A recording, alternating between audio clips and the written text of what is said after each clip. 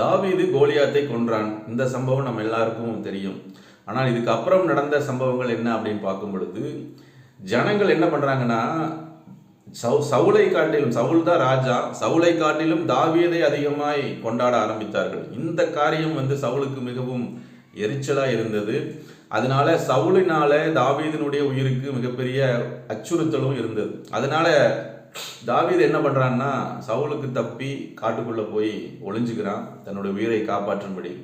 இந்த நேரத்துல ஒரு சம்பவம் நடக்குது. என்ன அப்படின்னா, சவுலுடைய குமாரனாக யோனாத்தானும் தாவீதும் நெருங்கிய சிநேகிதர்கள், உயிருக்குயிராய் 2 பேரும் நேசித்தார்கள் என்று வேத வசனம் நமக்கு சொல்லுது.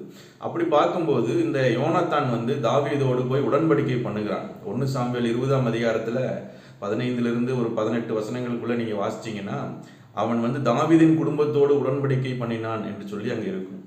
அதே போல 1 சாமுவேல் 23ஆம் அதிகாரத்திலையும் 16, 17 வசனங்களை வாசிக்கும் பொழுது அங்கேயும் தாவீது யோனாத்தானும் உடன்படிக்கை பண்ணி கொள்கிறார்கள். அந்த வசனம் தெளிவாக சொல்லுகிறது, அவர்கள் இருவரும் கர்த்தருக்கு முன்பாக உடன்படிக்கை பண்ணினார்கள்.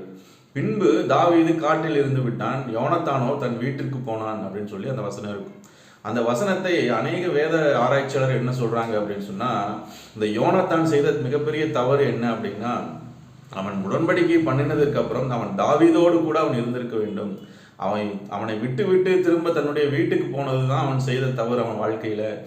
ஏன் அப்படின்னா, அவனோட அந்த சவுல் ராஜாவுடைய அந்த கடைசி நேரம் பார்த்தீங்கன்னா, கில்போவா மலையில பெலிஸ்தர்கள் அவனை வெட்டுகிறார்கள். அவனோடு கூட இந்த யோனாத்தானும் அவனோடு கூட மடிந்து போகிறான். அப்படி ஒரு சம்பவம் அங்க நடந்திருக்க வேண்டியதில்லை. சவுல் மறிக்க வேண்டியவன் தான். ஆனாலும் இந்த யோனாத்தான் தாவீதோடு கூட இருந்து அந்த உடன்படிக்கையை காத்திருந்தா, தாவீதுக்கு அடுத்ததாக அந்த யோவாப் இருந்த ஸ்தலத்துல அவன் இருந்திருக்கலாம் என்று சொல்லி சொல்லுகிறார்கள். இன்று இந்த சம்பவம் நம்முடைய வாழ்க்கையில, இப்போ நடைமுறை வாழ்க்கையில நமக்கு எப்படி இது உதவும் அப்படின்னு பார்த்தா, நாமும் கர்த்தரோடு கூட உடன்படிக்கை பண்ணியிருக்கிறோம். தாவீது யோனாத்தான் உடன்படிக்கை பண்ணது போல நம்ம யோனாத்தான் இருக்கிற ஸ்டேஜில் இருக்கிறோம். தாவீது என்கிற இடத்துல கர்த்தர் இருக்கிறார். நம்ம கர்த்தரோடு கூட உடன்படிக்கை பண்ணியிருக்கிறோம். எங்கன்னா ஞானஸ்நானத்துல, இனிமேல் நான் வேத வசனத்தின்படி வாழ்வேன், கர்த்தருக்கு பிரியமாய் வாழ்வேன், அசுத்தங்களுக்குள்ளே நான் போக மாட்டேன், கர்த்தருடைய அந்த சத்தத்துக்கு நான் கீழ்ப்படிவேன் என்று சொல்லி நம்ம வாக்கு கொடுத்து உடன்படிக்கை பண்ணி கொள்கிறோம். அந்த உடன்படிக்கையை திரும்பவும் ஒவ்வொரு மாதமும் திருவிருந்திலே நாம் புதுப்பிக்கிறோம், அதை நினைவு கூறுகிறோம். ஆனால் அந்த உடன்படிக்கையை நம்ம காத்து நடக்கிறோமா? அன்னைக்கு யோனாத்தான் செய்த அதே தவறு. தாவீது காட்டில் இருந்து விட்டான், தாவீதோடு கூட இருக்காம இவன் தனியா இவனுடைய வேலையை பார்க்க போறானே, அது மாதிரி நம்ம இருக்கிறோமா என்பது ரொம்ப ரொம்ப முக்கியம். உடன்படிக்கையை நம்ம காத்துக்கொள்வோமானால், நாம் செய்த ஞானஸ்நான திருவிருந்து உடன்படிக்கைகளை நம்ம காத்துக்கொள்வோமானால், கர்த்தர் நம்மை பிரியமாயிருப்பார்.